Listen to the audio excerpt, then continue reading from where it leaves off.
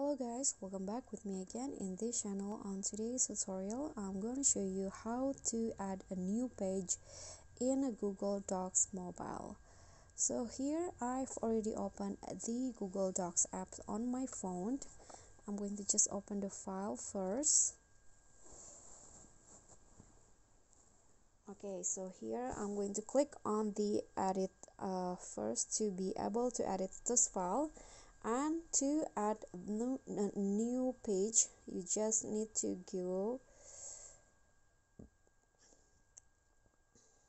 I'm going to make it in the print layout first. Okay, so let's say I want to add a new page in here after this page right here. So what you need to do is click on the plus icon at the top, this one's right here. Okay, and then scroll down until you find there's an option to add a page break. So click on that option and you can see now there will be a new page added in between these two pages right here.